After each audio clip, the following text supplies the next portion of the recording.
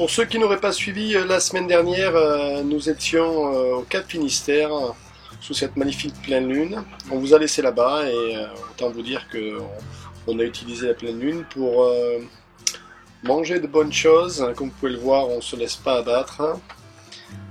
Profiter de ces petits moments de calme après les premières semaines où on avait eu du mauvais temps. Et la vie s'organise tranquillement, comme vous pouvez le voir, de franches parties de rigolade sont là. Dans ce cadre magnifique, il était temps pour nous de se reposer.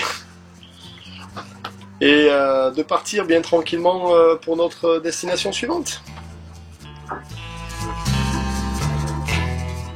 C'est donc le lendemain matin très tôt, sous cette pleine lune, que nous avons pris le cap en direction de Porto. Petit départ au moteur, la mer était calme, l'équipage aussi, les esprits étant encore embrumés par cette nuit de la veille. Mais très vite le vent va se lever, donc on va préparer le bateau. On est sur un vent qui est au 170, donc on tangonne le génois pour pouvoir qu'il ait du vent et qu'il ne soit pas déventé par la grand voile, même s'il est un petit peu. Et puis ça part tout tranquillement, les conditions sont relativement calmes, on peut dire. What the fuck de la semaine, il a fallu régler le bas été parce que y a une des goupilles qui avait sauté, donc en faisant l'inspection qu'on fait une fois par semaine un petit peu partout sur le gréement, on s'est rendu compte qu'il manquait une goupille, donc nous voilà en mer en train de régler ça tranquillement, comme quoi il faut toujours avoir l'œil vigilant parce que c'est quand même assez important le bas été.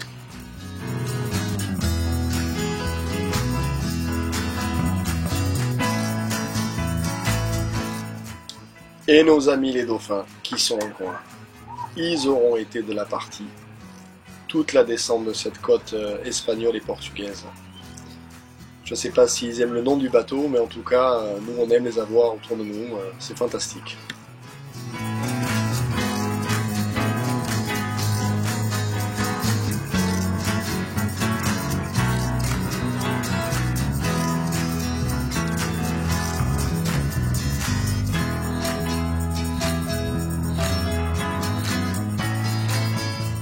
Et comme les conditions sont calmes, l'équipage en profite pour se dorer la pilule au soleil, l'autopilote fait le travail, certains textotent, d'autres se reposent les yeux, pour prendre une expression qui n'est pas de moi, mais en tout cas, ça se passe bien.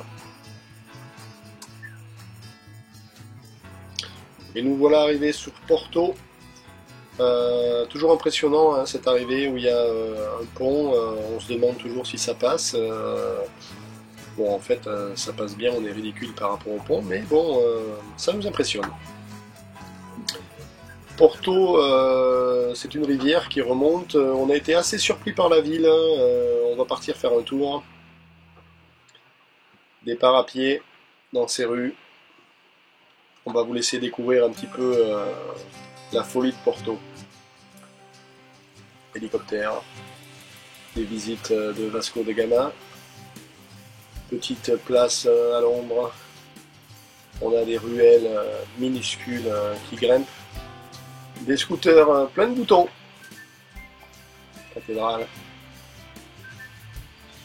des monuments, l'effigie des marins, le pont Eiffel, et oui, on est encore là les Français, et une vue magnifique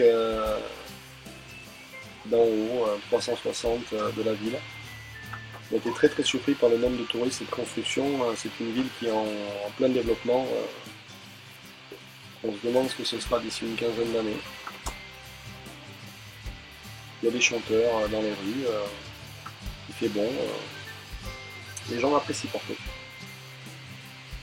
Et ils ont également quelque chose de magnifique. Comme pendant le retour, ils ont encore ce tram d'époque. Qui circule dans la moitié de la ville, donc on s'est dit, après avoir fait l'approvisionning, pourquoi pas. Et il marche plutôt bien, hein. C'est assez surprenant de voir qu'il y a des choses comme ça qui tournent aussi bien. une voie latérale, et puis au milieu de la circulation, les gens passent sur les rails, en voiture, en camion. C'est assez relax, regardez l'intérieur, c'est magnifique. Hein. Et l'équipe qui est là pour une bonne journée de marche.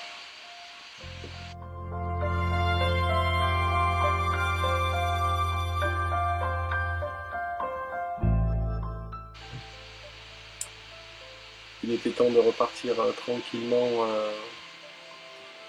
récupérer notre monture à dos de tender. Mouillage non officiel, mais pas mal de courant, mais calme. Puis on s'est fait plaisir. Petit camembert au barbecue. Vous enlevez le papier, vous mouillez un peu la boîte, vous mettez le camembert complet dans sa boîte sur le barbecue et vous attendez gentiment que la boîte prenne une couleur charbon. Normalement, elle ne brûle pas et le résultat est plutôt génial. Voilà ce que ça donne à la fin. Ça a coulé, mais il est bien mou. Mettez ça sur un petit bout de pain. Bon, l'idéal c'est d'avoir un peu de miel. Et là, je vous garantis,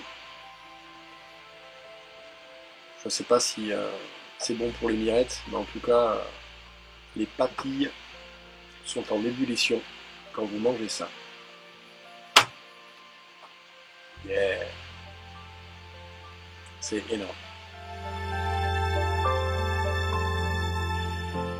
Mais très vite, il était temps pour nous de reprendre la route.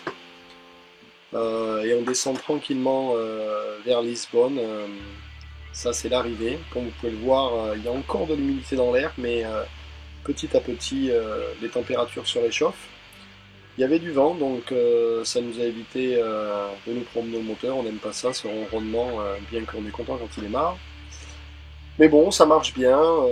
Comme vous pouvez le voir, on tourne à 8, 9 nœuds, 7 nœuds et demi. On est au largue. C'est sympathique, on aime ça, aller vers le sud.